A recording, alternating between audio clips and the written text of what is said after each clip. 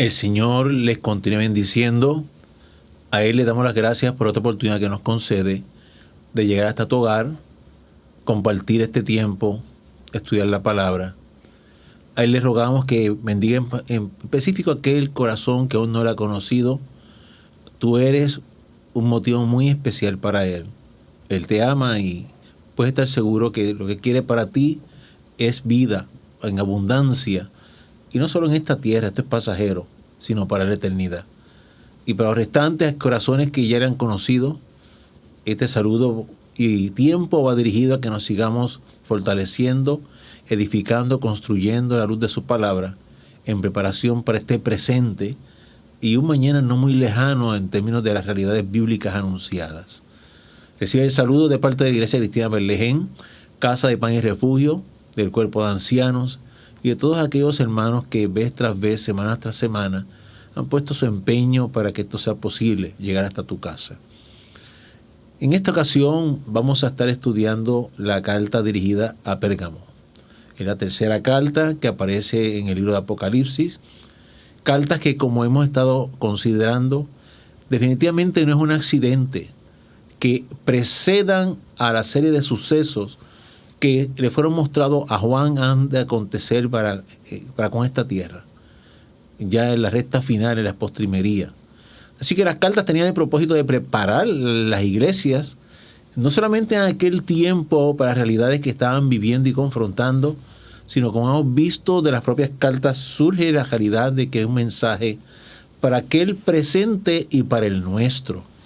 Y no es que uno quiera meramente traerlo buscando una aplicación, sino es que el propio lenguaje, como hemos considerado, te habla de aquella iglesia y las iglesias en plural, y son pues como toda la palabra, permanecen para siempre. Las semanas anteriores estuvimos observando en relación a la carta dirigida a Éfeso, que la misma terminó hablando del que venciere. Hay una expresión común al terminar estas cartas para cada congregación, para cada iglesia, y es esa afirmación, el que venciere. En el caso de Éfeso, vencer representaba regresar al primer amor y no descuidarlo a pesar de las circunstancias reales del diario vivir, del afán que aún dentro del propio ministerio por las exigencias de la vida se levanta, acontecen. Así que vencer era ese retomar el primer amor, retenerlo, cultivarlo, vivirlo por siempre. En el caso de la iglesia de Esmirna, el vencer era prepararse para enfrentar pruebas en aquel inmediato y en el caso tuyo y mío en nuestro presente. Así que vencer era ciertamente ir por encima de las pruebas, manteniendo la fidelidad hacia el Señor. En esta noche vamos a estar viendo en esta carta de Pérgamo ese alcance de vencer también. Y tú vas meditando en la exposición de la propia carta a la iglesia y ves atesorando en tu corazón lo que representa para ti el vencer. Vamos a orar pidiendo a Dios sabiduría, como siempre lo hacemos. Jesús, aquí estamos una vez más, agradeciéndote la oportunidad que nos das, suplicando sabiduría, instrucción a nuestra vida, y que cuanto aquí compartamos con nuestros hermanos, no sea meramente permitido por ti, sino que, oh Señor, te suplicamos, seas quien nos hables, en tu amor y en tu misericordia. A todo el que esté escuchando y viendo, en particular aquel que aún no te conoce, sigue tocando a su puerta, que atesore, medite y se rinda. Y a los demás, Señor, edificando para este presente y el mañana. Te lo suplicamos, Jesús. Amén. Pues esta carta la encuentras allí en el libro de Apocalipsis, en el capítulo 2, los versos 12 al 17.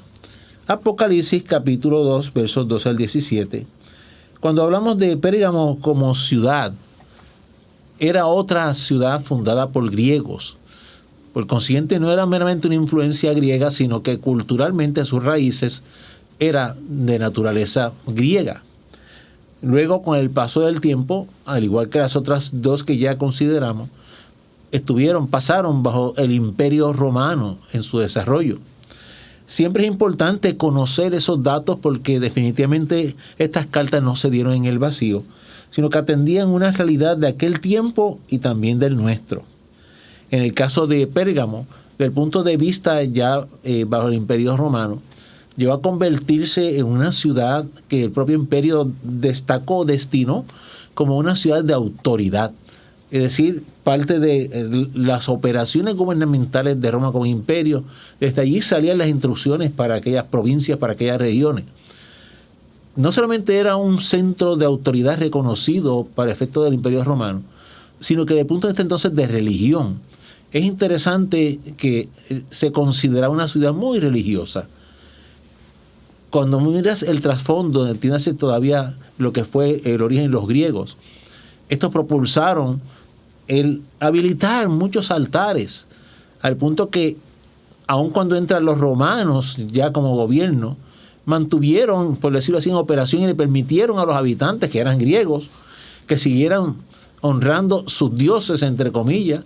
Encontrabas altares dirigidos a Zeus, altares dirigidos a Dionisio, altares dirigidos a Atenea, altares dirigidos a Asclepio. Estos cuatro convencionales te vas a encontrar mucho más dioses de naturaleza griega que eran honrados en esa ciudad. Eran dioses ramificados en términos de lo que entendían los griegos. Era la vida, la naturaleza. Zeus era visto definitivamente como un supremo autoridad sobre los dioses. Dionisio, dios de la fertilidad. Atenea como la custodia, la que guardaba las ciudades. En particular le reconocían el cuidado de Atenas desde el propio centro de Pérgamo. Mira qué interesante. En el caso de Asclepio lo observaban como que de alguna manera aportaba a la salud. Y súmale a todo lo anterior, para no dejar de tener allí lugares diversos de vida cultica, según ellos, que fue la primera ciudad que le erigió a un emperador romano un altar. Allí encontrabas hasta para Augusto César, en esta ciudad. Te quise puntualizar estos datos porque cuando entremos en la lectura, hay una afirmación que Jesús le hace a Juan que suena, que sacude el corazón, y la veremos en breve. Pero ten esto muy presente. Se considera una ciudad muy religiosa por la diversidad que te acabo de mencionar. Ya entrando en el contenido de los versos, mira el 12, por ahí comenzamos. El verso 12, este capítulo 2, dice: y escribe al ángel de la iglesia en Pérgamo, el que tiene la espada aguda de 2 filos dice esto. Mira cómo se identifica el remitente, que es Jesús, se identifica a sí mismo como el que tiene la espada aguda de 2 filos. Ve construyendo en tu corazón, recuerda siempre Biblia, donde anotar, tu bolígrafo, toma notas, y ve meditando imagínate ese Jesús con espada en mano, una espada. De por sí, instrumento que transmite autoridad, que transmite guerra. Por eso no se desconectan, no son casualidades. Te mencioné que para el Imperio Romano esta ciudad representaba símbolo de autoridad. Y mira cómo Jesús se dirige a los habitantes de esta congregación dentro de lo que es Pérgamo. El que tiene la espada, y le está dando un mensaje. Vamos a hablar de autoridad. ¿Quién tiene la genuina y verdadera autoridad? El que tiene la espada. Jesús es el que está hablando. Y no es cualquier espada, dice que una espada aguda. Cuando busca lo que implicaba dentro del lenguaje militar, no es que sea meramente filosa, sino que había tipos de espadas que, en términos de su formación, diseño, o sea, cómo la punta de por sí estaba diseñada para, lamentablemente, implicaba una penetración más inmediata en el cuerpo del que era el enemigo. Y entonces, de 2 filos, o sea, por donde quiera que la tocaran, cortaba. Así que no era cualquier espada, era una espada de autoridad, de guerra y definitivamente, sí, mortal. Y así se identifica a Jesús, porque es interesante como le dice, y escribe al ángel de la iglesia, el que tiene la espada aguda de 2 filos, dice esto. Este es el que va a hablar. Y yo quiero que tú y yo, conscientes de que estas cartas es para lo que es la iglesia, estuvimos viendo de la primera vez en el capítulo 1 de Apocalipsis, las iglesias, para un presente y futuro de aquel entonces, llegamos al nuestro. Quien te está hablando a ti y me habla a mí, es el que de verdad tiene autoridad en sus manos. Suprema autoridad. Y con eso en mente, seguimos hacia el 13. Yo conozco tus obras. Ya al igual que en las iglesias anteriores, esa afirmación nos está recordando repetidamente que Dios, que es omnisciente, conoce todo, sabe todo. Esa omnisciencia a su vez lo lleva en su justicia, como vimos en las dos iglesias anteriores, a reconocer lo que estaba bien. Inclusive a Éfeso lo honró en ese sentido con sus palabras, pero también reconocer lo que estaba mal. A Esmirna le hizo lo mismo, le reconoció las virtudes y le hizo las observaciones, el llamado a la preparación para las pruebas. Así que aquí le está diciendo a la iglesia en Pérgamo, mira, yo conozco tus obras. Como te dice reiteradamente a ti, me dice a mí, Dios está muy consciente de tu realidad y de la mía, nuestra realidad diaria. Nuestra vida no está fragmentada en términos de ser cristiano en unos lugares y en otros no, o no puede estar fragmentada para ser más correcto. Y Dios, dentro de esa realidad que somos una sola pieza para Él, integridad, conoce todo lo que nos acontece precisamente por ser de una sola pieza para con Él, en medio de un mundo tan diverso y que de tantas maneras distintas nos sacude o trata de sacudir nuestra fe, nuestras convicciones, nuestros compromisos. Él sabe lo que tú padeces en medio de todo tiempo. Dice, ¿y dónde moras? Aquí ya comienza a tomar una dirección el porqué de esta carta. ¿Dónde moras? Cuando tú buscas el vocablo morar, implicaba el lugar donde se tendían a echar raíces para habitar, para vivir. Fíjate que la propia escritura en el Nuevo Testamento, que data del griego, cuando dice que nosotros somos morada del Espíritu Santo, lo que implica que es el lugar donde Él hace, su habitación desde que tú y yo nos convertimos. En el caso de esta iglesia le están diciendo, yo conozco donde moras, es decir, en el lugar en donde has echado raíces para estar, habitar. La importancia de eso es que ves meditando. Entiéndase que tú y yo como cristianos, la Biblia nos ubica como que somos peregrinos en esta tierra. O sea, tú y yo tenemos que cuidarnos de no echar raíces en el lugar equivocado. Nuestras raíces tienen que ser dirigidas a plantarnos bien plantados, donde en nuestra perspectiva mirada hacia el cielo, hacia el reino de los cielos, en el reino de Dios. Tú y yo, a pesar de que por fuerza tenemos que estar en esta tierra, asunto que ya hemos discutido en otros temas, quien así lo instruyó y dispuso fue el propio Jesús, cuando clamó al Padre, no te pido que los quites, sino que los guardes, o sea, que nos deje aquí. Ese estar no es un indicativo de perpetuarnos aquí en el sentido de las metas, los pensamientos, las intenciones, los propósitos, porque eso nos puede llevar a perder la visión en términos de que todo se centre en los esfuerzos a este presente, olvidándonos que realmente lo vital es el mañana, la eternidad. Y esta iglesia pues ya recibe una observación de parte del Señor. Yo conozco dónde moras. ¿Y por qué te recalqué esa realidad de que estaban echando raíces allí? Porque mira lo que sigue diciendo el mensaje. Le dice, ¿dónde está el trono de Satanás? Una iglesia cristiana, conocen a Cristo. Una iglesia que definitivamente responde, como veremos, unos compromisos con el Señor. Pero su lugar de habitación, donde moraban, donde estaban establecidos y donde habían hecho, digamos así, unos lazos que tienden a indicar cierta perpetuidad con el mundo inmediato material existente, era identificado ese lugar como el trono de Satanás. Esta afirmación descansa precisamente en lo que te quise adelantar en la introducción, que esta ciudad era muy conocida dentro del Imperio Romano como muy religiosa, porque precisamente así la propulsaron los griegos como habitantes, al punto que hasta erigieron un altar en favor de Augusto César. Muchos señalan que ese altar era inconveniencia para mantener, al Imperio Romano como contento, que hasta a ti también te adoramos. Mira qué interesante. Pero fuera la razón que fuera, había convertido aquella ciudad en una bien idólatra, en una ciudad, definitivamente identificada con las fuerzas demoníacas, con las fuerzas del mal, de la maldad.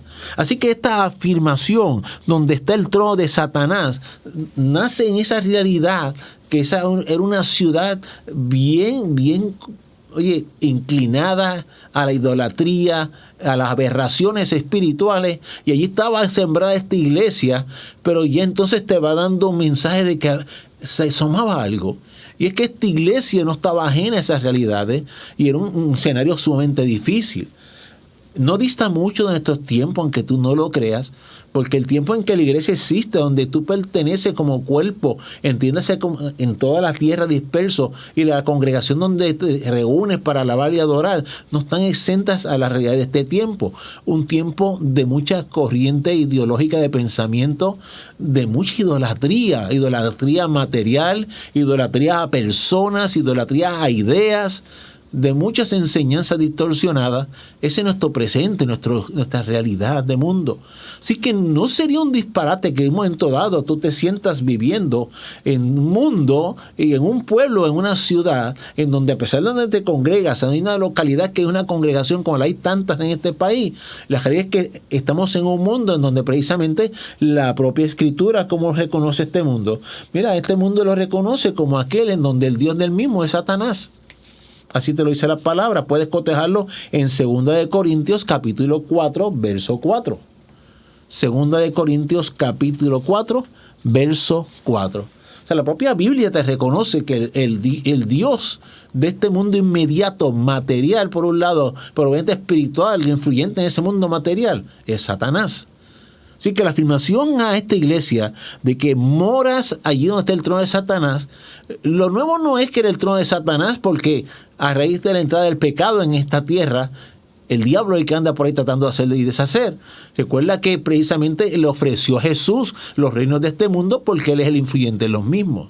Así que eso no es realmente lo tanto nuevo. Lo que tenía que ser más sensitivo para esta iglesia, como para ti y para mí también, es que tengamos cuidado de que esa realidad está ahí. O sea, el mundo espiritual de la maldad está ahí, pero tú y yo como cristianos y las iglesias se tienen que cuidar de no vincularse y echar raíces en medio de ese mundo, en el sentido de perpetuarse o hasta de entrar en lazos de alguna manera y componendas con el mal.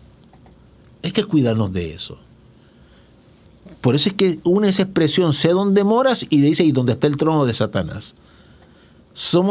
No somos de este mundo, pero estamos en él. Y esa es la parte que no podemos permitir que se convierta en somos de este mundo y estamos en él. No, porque no lo somos.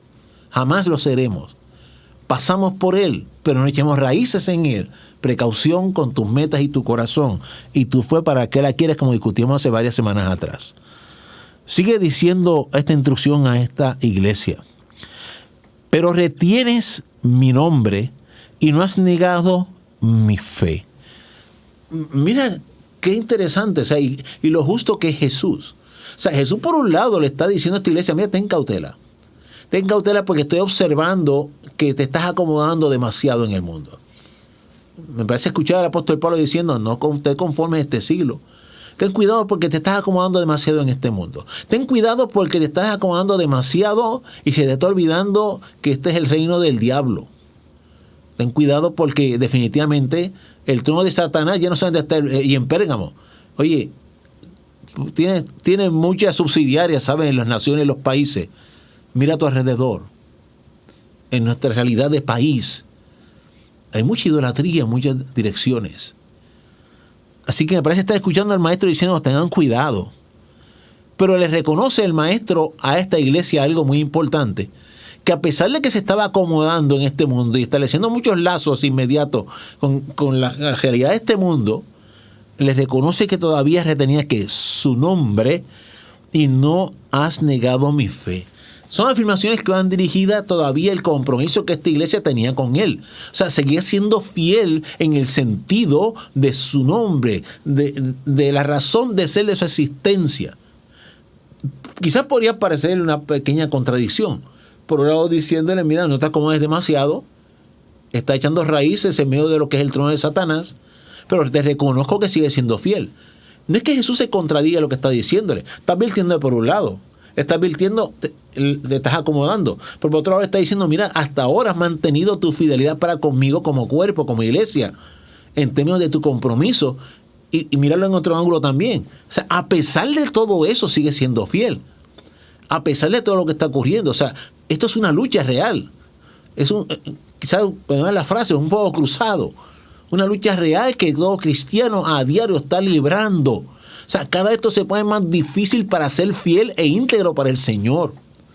Cada vez la manera en que se presenta la tentación, el pecado, la manera en que se presenta, la mecánica de la maldad para nublar tu entendimiento, tratar de desviarnos del camino, son más sutiles. Eso está ahí muy presente.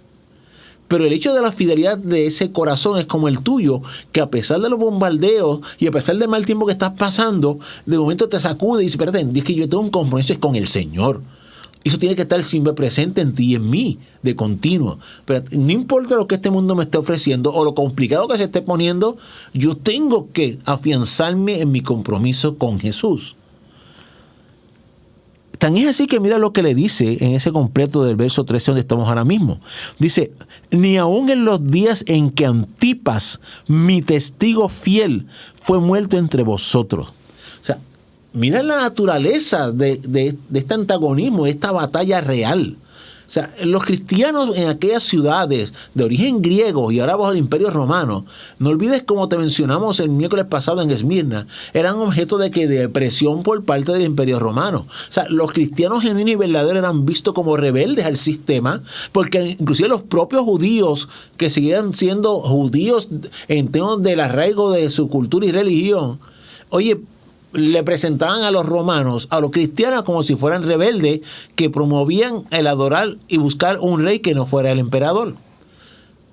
Y la reacción del imperio muchas veces fue suprimir los grupos de cristianos. Y aquí estamos viendo que Jesús mismo le reconoce que en medio de esas batallas entre aquella ciudad que Jesús llamó el trono de Satanás y el hecho de que muchos estaban como cediendo, comenzando a acomodarse, acostumbrándose a los impactos e influencias incorrectas, dentro de eso quedaba gente fiel, y por eso es que dice, retienes mi nombre y no has negado mi fe, y da un ejemplo, dice, como mi testigo fiel. Hace alusión a un varón de nombre Antipas. Mira, de este varón no se recoge más en la Biblia, no hay más datos, no hay más información. Pero suficiente es ver que Jesús, ¿cómo le reconoce? Le reconoce como el testigo fiel que fue muerto. Y no solo testigo fiel, le dice mi testigo fiel. Mira cómo Jesús se identifica con este ser humano. Un ser humano que en medio de un lugar que el maestro reconoce que es el trono de Satanás, en torno de la influencia devastadora de la maldad, un hombre que está morando en un lugar en donde otros se están como que acomodando y acostumbrando a la influencia de este mundo, mantuvo su fidelidad y Jesús lo reconoce como su testigo fiel.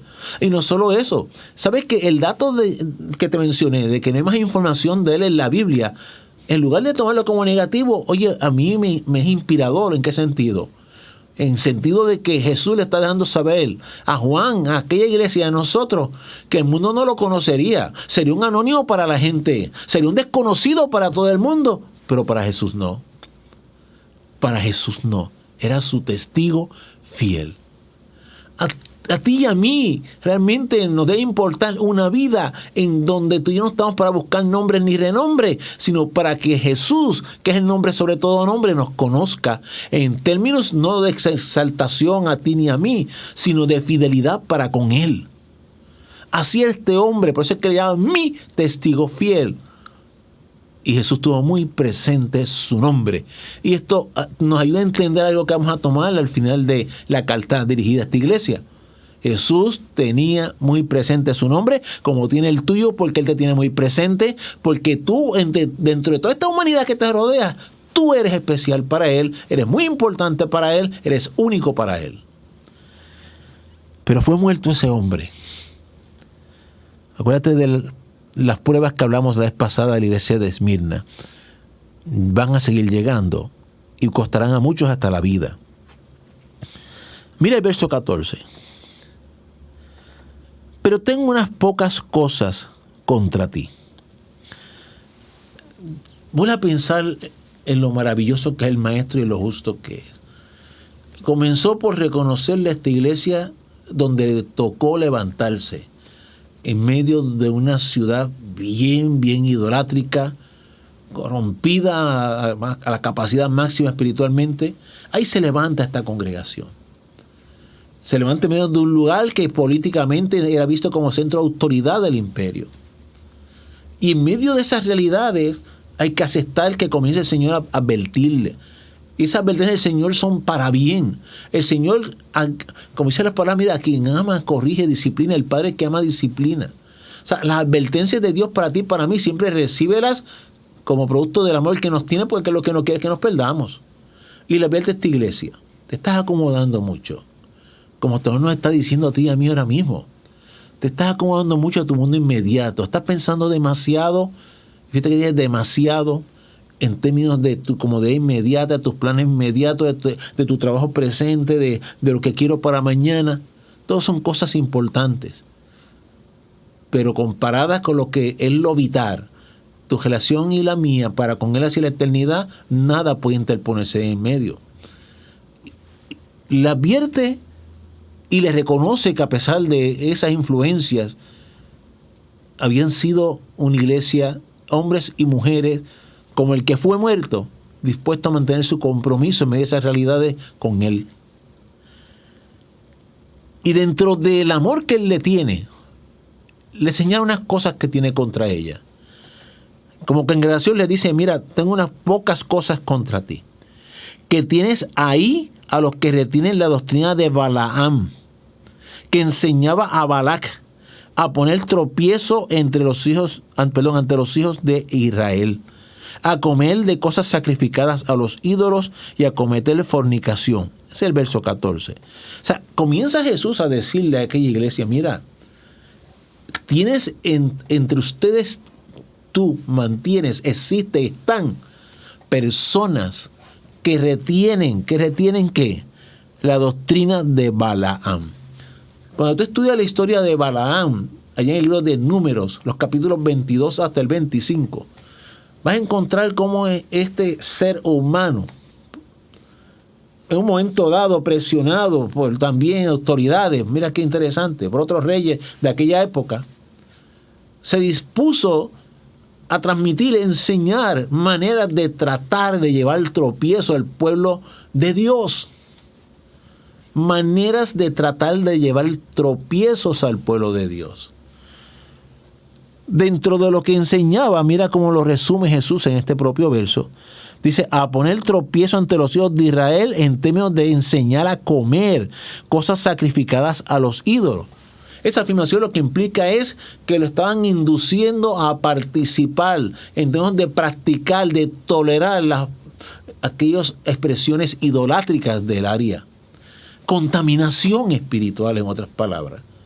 Darle paso a la contaminación espiritual. Nuestras iglesias presentes, la iglesia moderna, está constante y continuamente bombardeada por contaminación espiritual. El humanismo y con respecto al yoga en las iglesias, dice que el yoga, que se evalúe en cada uno de nosotros y tengamos cautela de meditación, reflexiones, hasta expresiones, en lugar de hablar de fe, positivismo, en lugar de hablar de pruebas, negativo eres. Hasta el lenguaje, quizás tú pensarás que esto es exagerar la manera de tratar de ser cristiano. Mira, el lenguaje, las palabras nos trabajan en la mente, se nos va incrustando en el razonar y terminamos actuando precisamente por lo que aprendemos. Por eso es que la propia Biblia te dice que la fe viene por el oír la palabra. O sea, oímos, aquí se retiene, nos trabaja, baja el corazón y por ello comenzamos a aplicar y comienzan las contaminaciones en la ejecución de lo que debe ser la vida cristiana. Tengamos mucha cautela porque yo te aseguro que la iglesia moderna está cruelmente atacada por corrientes como los tiempos de Balaam, que lo que quieren es enseñar cosas para hacer tropezar al verdadero cristiano. También enseñaba de tal manera que los inducía a cometer fornicación. Es decir, a permitir desde la sexualidad incorrecta como si fuera normal. Yo creo que no hay que hacer una disertación extensa para que miremos cómo la apertura a la sexualidad raya ¿Ya en qué? Mira, en que para muchos es totalmente normal tener una intimidad como si fuera a darse la mano. Y no lo ven como pecado. Recuerdo a una clase de matrimonial que le mencionábamos y lo creyeron como una exageración. Puedes busca información seria. Oye, vas a encontrar en Brasil que hacían películas pornográficas que no eran pornográficas porque los que participaban en ellas eran marido y mujer casados. Las vendían para sacar dinero. ¿Cómo te explicas eso? Películas cristianas pornográficas, como los tiempos de Balaam, retienes entre ellos. O sea, la iglesia está recibiendo un llamado de parte de Jesús.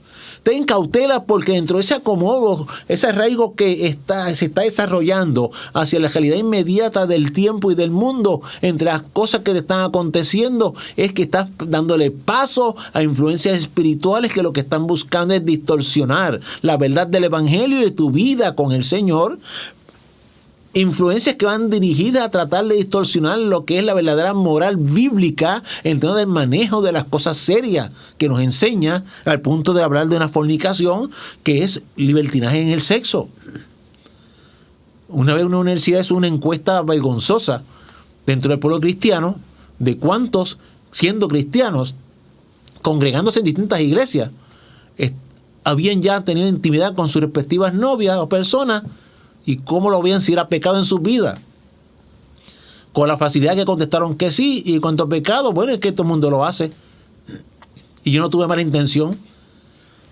No hay que abundar más sobre el tema. Cautela. Sigue diciendo aquí la Escritura. Y también tienes a los que retienen la doctrina de los nicolaitas, la que yo aborrezco.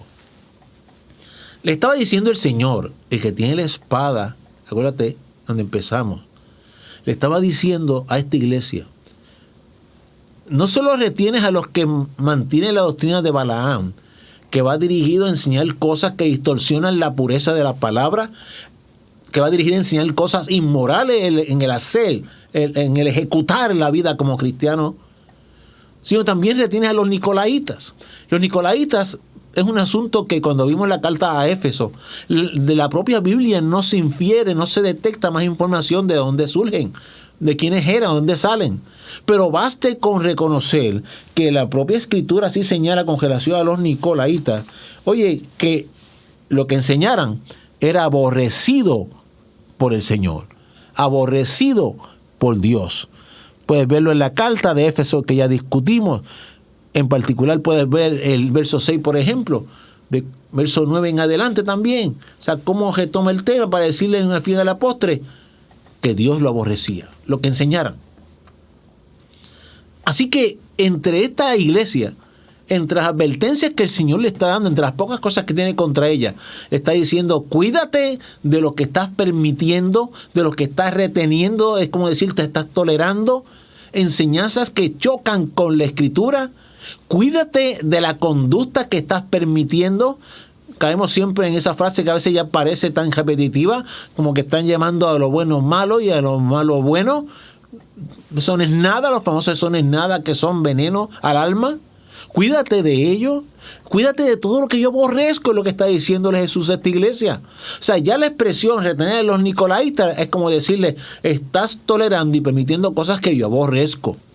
En nuestros tiempos, tú y yo como cristianos, las congregaciones, todas las iglesias, desde el liderato hasta el que llegó hace media hora a congregarse, tenemos que clamar, gemir y suplicarle al Señor nos dé sabiduría y discernimiento para identificar dentro de un mundo que podemos decir que bíblicamente, como se afirma, es aquel en donde el Dios de este mundo es Satanás y en donde el trono de Satanás ya no se quedó solamente allá en Pérgamo, sino que lo puedes ver en muchas esquinas, en muchas capitales, en muchas ciudades, en términos de lo que es la idolatría, de lo que es la aberración espiritual.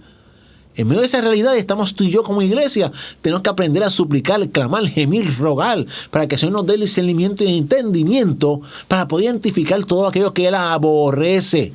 Y lo que Él aborrezca, tú y yo no podemos amarlo, no podemos ni tan siquiera tolerarlo, no podemos negociar con Él, no podemos transar con Él. Tú y yo no podemos pactar con lo que está mal. Necesitamos de Él. sabiduría en nuestra preparación presente para hacer la iglesia real que Él va a levantar. Sigue señalando el verso entonces ya el 16. Por tanto, arrepiéntete. Igual que mencionamos en las dos iglesias anteriores, me refiero a las dos cartas anteriores, es interesante y tú y yo como hombres y mujeres de Dios tenemos que recibirlo con el amor que Él nos tiene. Nos está diciendo al pueblo cristiano, arrepiéntete. O sea, y esto no es un llamado a arrepentimiento al inconverso, no es un llamado al arrepentimiento del que ve de espaldas a Dios y no lo ha conocido. Es un llamado al que conoce del Señor. Es un llamado en términos de que corrige, endereza, toma aquello que de alguna manera se haya torcido y llévalo a su lugar correcto. Aquí le está diciendo arrepiéntete. Pues si no, vendré a ti.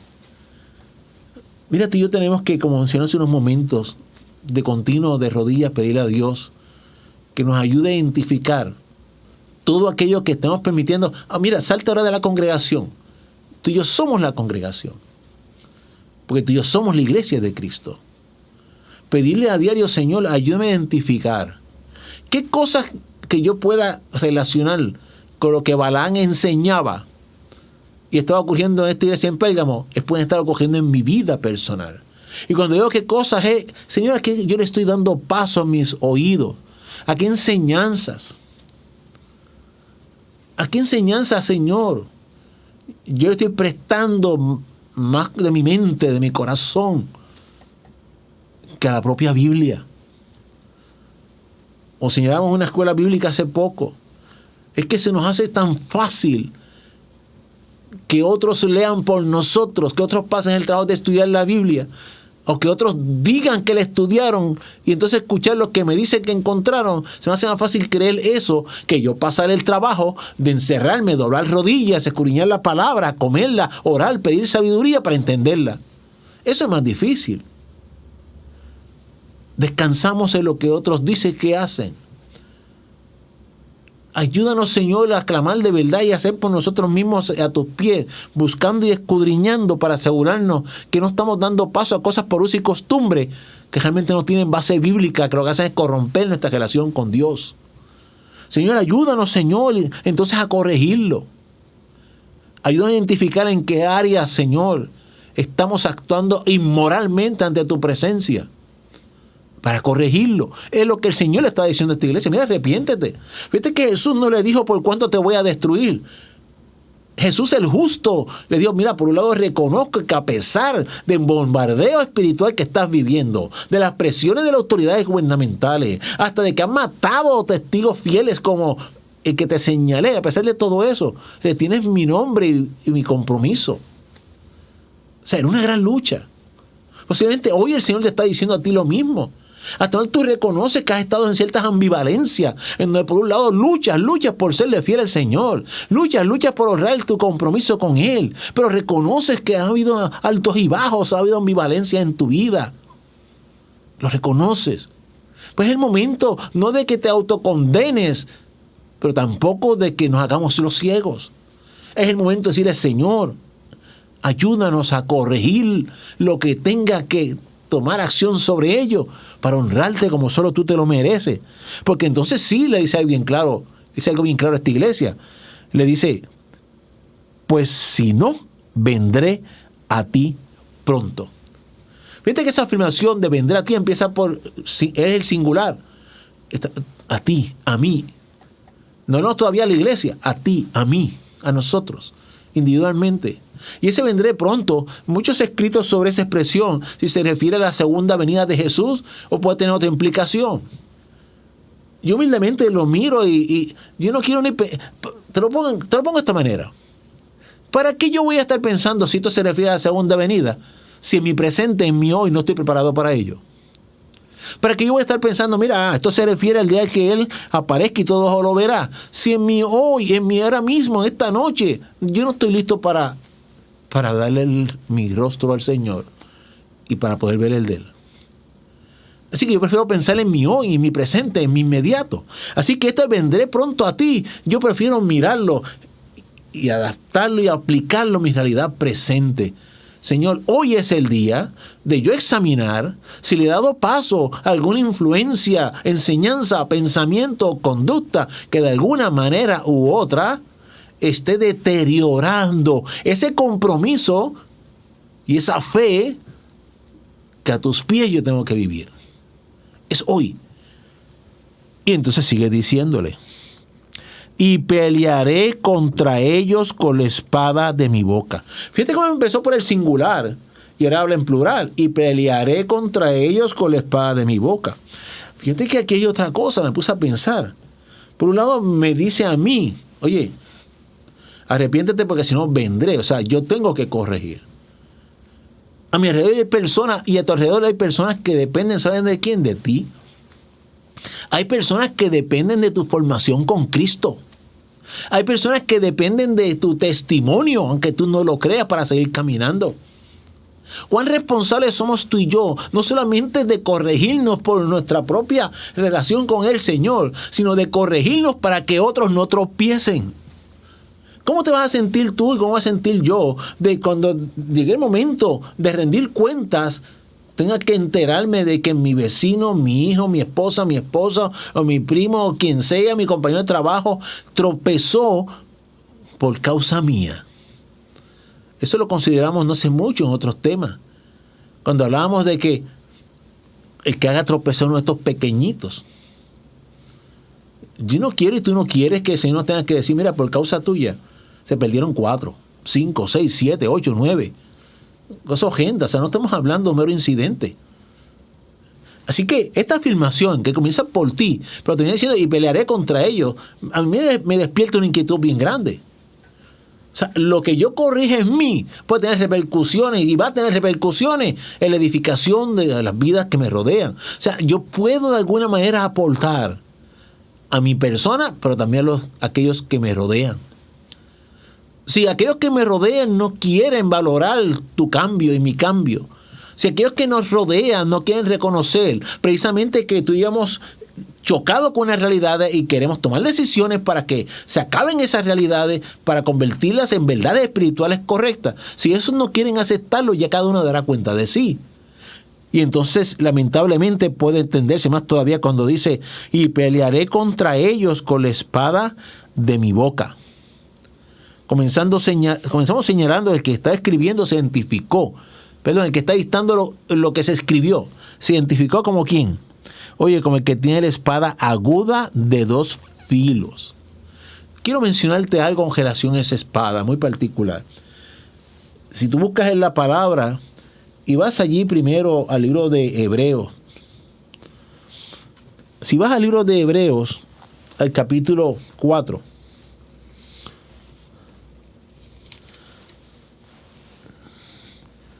En Hebreos capítulo 4, mira el verso 12. Ten en mente el tema de la espada. Porque la palabra de Dios es viva y eficaz, y más cortante que toda espada de 2 filos, tal y como se describe en esta carta. Más cortante que toda espada de 2 filos. Fíjate que está hablando de la palabra. Su palabra es más cortante. Te la compara con una espada de 2 filos, pero te dice que es más cortante. Y penetra hasta partir el alma y el espíritu, y las coyunturas y los tuétanos, y discierne los pensamientos y las intenciones del corazón. La palabra de Dios dice que es más cortante que una espada de 2 filos.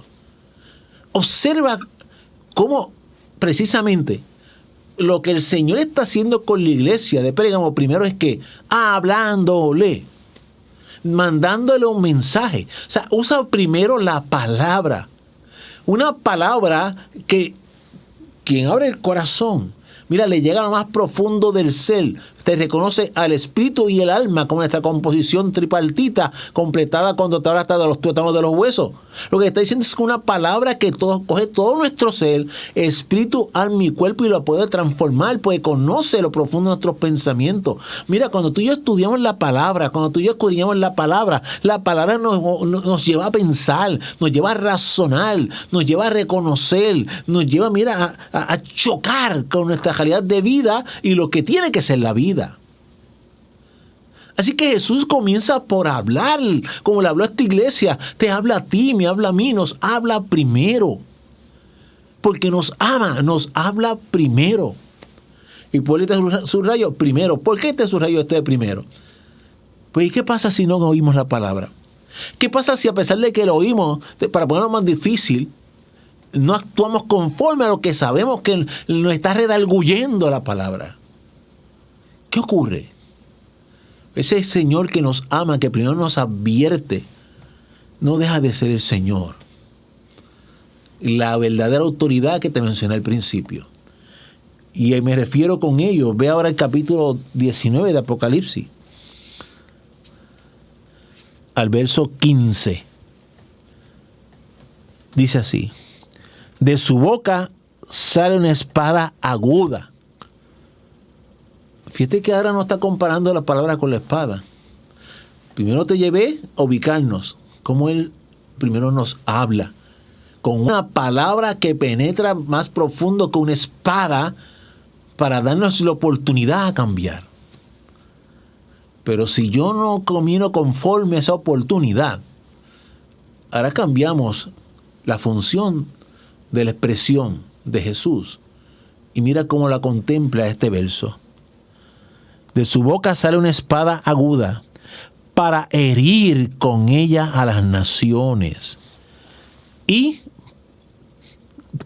Él las regirá con vara de hierro.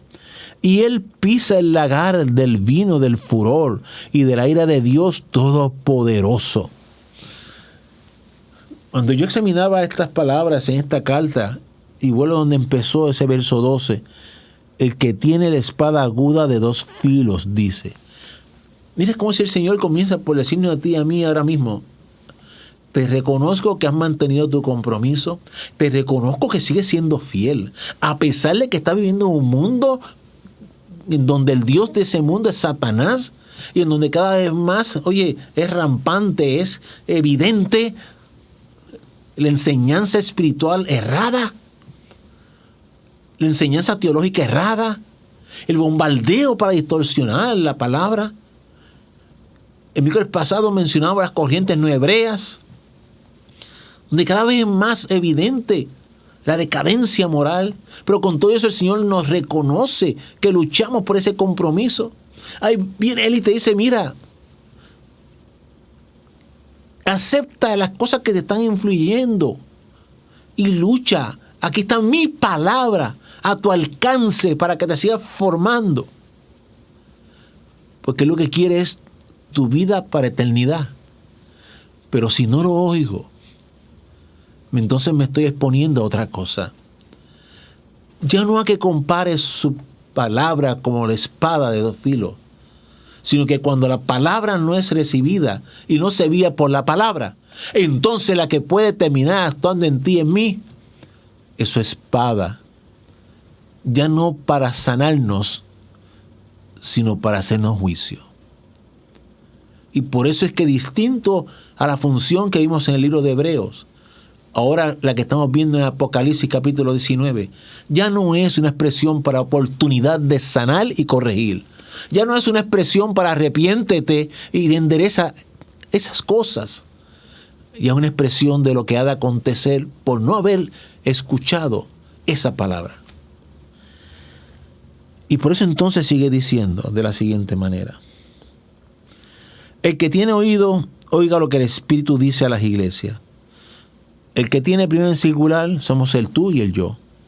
Lo que dice a las iglesias, como te he repetido en las dos anteriores, porque es una afirmación en plural, porque no solamente se limitaba a la de Éfeso, no solo era la de Esmirna, ahora no solo a la de Pérgamo, es a ti y a mí que somos su iglesia y las congregaciones de este país y de este mundo. ¿Y qué dice? Al que venciere, daré a comer. La expresión el que venciere, ya te repasé lo que implicó para las dos iglesias anteriores. Aquí vencer implica esa conciencia de que tú y yo moramos en un mundo donde la influencia satánica es real. Esa conciencia de que esa influencia con toda la mala intención va dirigida a sembrarnos doctrinas torcidas, erradas, decadencia a los valores y a la moral cristiana. Y que luchemos precisamente por mantener el compromiso con Jesús, aunque cueste la vida, como aquel testigo fiel de Él. Que nos corrijamos a la luz de la palabra, que penetra hasta más profundo en nuestro ser, para no tener que vivir la otra función de la espada. Eso es lo que implica aquí el que venciere. Pero mira qué lindo es el Señor, que le hace una promesa de 3 asuntos a esta iglesia. Le dice, oye, le daré a comer del maná escondido. En el libro de Éxodo se presenta el maná como un tipo de Jesús. Jesús mismo en el libro de Juan, en el Evangelio de Juan, se presenta como el pan. Aquel pan que fue visto como el maná. Para este mundo es escondido. Para el creyente es un regalo. Para este mundo que lamentablemente para muchos parece patraña, Jesús es una hermosa realidad. Y para aquel que de verdad lo busca, lo encuentra. Mire la contraparte. ¿Por qué dice que en Jesús estamos escondidos? ¿Por qué dice que estamos sentados en lugares celestiales?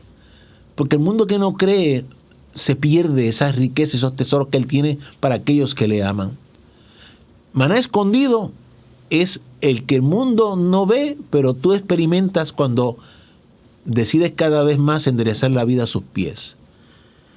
Pero te sigue regalando no solamente su persona para ti, para tu alma, para tu ser. Te dice más. Te daré una piedrecita blanca. ¿Sabes que en el Imperio Romano literalmente una piedrecita blanca era como un pase para ir a los espectáculos? Se le entregaba a aquellos, hoy día dirían que son invitados especiales. Era la identificación que entregaban a los espectáculos para que pudieran entrar gratuitamente. Mira qué interesante. Y aquí le está diciendo, te voy a entregar una piedrecita blanca. Te voy a entregar el pase para el cielo en Cristo Jesús. Te voy a entregar aquí en esta tierra, para gloria y honra de Él y bendición de tu vida, el acceso a las moradas celestiales. Te entregaré una piedrecita blanca. Pero mira lo que está escrito en esa piedrecita blanca. Y en la piedrecita escrito un nombre nuevo. Observa que la lucha, el vencer es ya aquí en esta tierra. Vencer no es en la eternidad. O sea, la batalla la libras hoy. Y producto de esa batalla encuentras cada vez más el maná escondido para el que nos busca, pero para ti que lo amas. Y vas a encontrar cómo te hace sentir y vivir esa hermosa realidad de que Él tiene para ti acceso al cielo. Pero en lo que llegamos allá, hay una vida de comunión preciosa. Una vida de comunión en donde Él, ahorita te dije que posiblemente en los registros históricos nadie sabe quién era Antipas desde el punto de vista de ese testigo fiel, pero Él sí lo conocía. Como te conoce a ti, me conoce a mí, nos conoce a los que le amamos. Él nos amó primero. Y en esa relación íntima dice que te da un nombre nuevo que nadie conoce. Eso es una expresión, mira, de ternura, de cariño, de intimidad de parte del Señor contigo. Diciéndote, mira, este un nombre nuevo te voy a poner a ti. Y en la Biblia hay ejemplos pasados. Le cambió el de Jacob para que se llamara ¿cómo? Israel. Abraham y otros. Tu relación es única con Él. La ternura, la profundidad y el amor que Él tiene para contigo, solamente lo seguirás probando, experimentando, buscando. El que busca, encuentra. Y no te sorprendas si Él te pone un nombre nuevo. No te sorprendas si te llama con ternura de una manera que jamás lo esperaba. Porque esto es de verdad, es real. Y para con aquellos que en medio de un escenario tan difícil como el que vive esta iglesia, vivieron como vivió su testigo fiel en medio de ese escenario, en donde mira cómo termina diciendo el verso 13, ¿dónde fue muerto? Donde mora Satanás. En el sentido de en medio de aquella corrupción espiritual y moral.